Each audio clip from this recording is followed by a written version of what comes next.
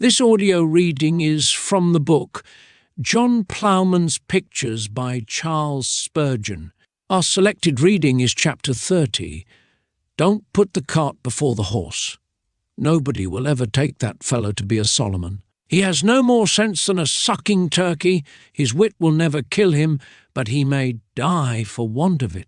One would think that he does not know which side of himself goes first, or which end should be uppermost, for he is putting the cart before the horse. However, he is not the only fool in the world, for nowadays you can't shake your coat out of a window without dusting an idiot. You have to ask yourself, what will be the next new piece of foolery? Amusing blunders will happen. Down at our chapel we only have evening meetings on moonlight nights, for some of our friends would never find their way home down our Surrey lanes of a dark night.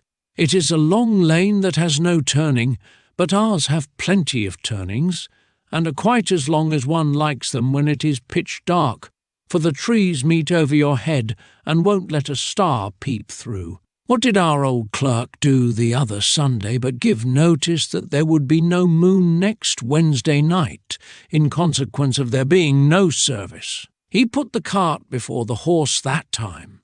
So it was with the young parson of very fine ideas, who tried to make us poor clodhoppers see the wisdom of Providence in making the great rivers run near the large towns, while our village had a small brook to suit the size of it.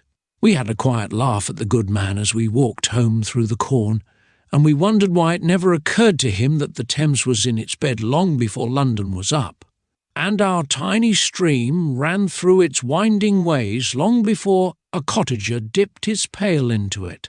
Dick Widgeon had a married daughter who brought her husband as pretty a baby as one might wish to see. When it was born, a neighbour asked the old man whether it was a boy or a girl. "Dear, dear," said Dick, "here's a kettle of fish. I'm either a grandfather or a grandmother, and I'm sure I don't know which. Dick says his mother was an Irishman, but I do not believe it. All this is fun, but some of this blundering leads to mischief. Lazy fellows ruin their trade and then say that bad trade ruined them. Some fellows talk at random, as if they lived in a world turned upside down, for they always put things the wrong side up. A serving man lost his situation through his drunken ways, and as he could get no character, he charged his old master with being his ruin. Robert complained the other day. His master took his character away. "I take your character," said he, "no fear, not for £1,000 a year."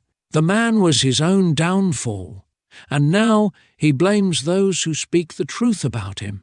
He mistakes the effect for the cause, as our old schoolmaster says, and blames the bucket for the faults of the well. The other day a fellow said to me, "Don't you think Jones is a lucky chap?" "No," said I think he is a hard-working man and gets on because he deserves it." "Ah," was the man's answer, "don't tell me. He's got a good trade and a capital shop and a fair capital, and I don't wonder that he makes money. Bless the man's heart. Jones began with nothing, in a little poking shop, and all he has was scraped together by hard labour and careful saving. The shop would never have kept him if he had not kept the shop, and he would have had no trade if he had not been a good tradesman. But there, it's no use talking. Some people will never allow that thrift and temperance lead to thriving and comfort, for this would condemn themselves. So, to quiet their consciences, they put the cart before the horse.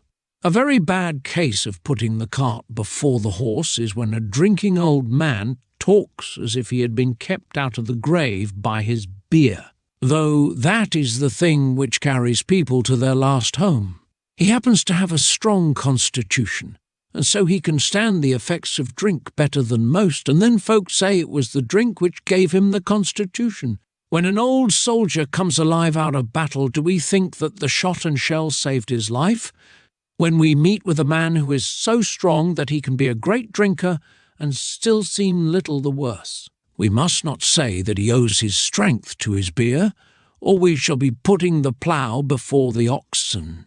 When a man thinks that he is to make himself good before he comes to Jesus to be saved, he is planting the fruit instead of the root, and putting the chimney pots where the foundation should be.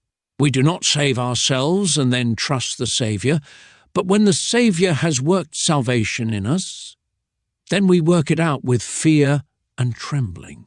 Be sure, good reader, that you put faith first and works afterwards, for, if not, you will put the cart before the horse. This concludes chapter 30. Thank you for listening.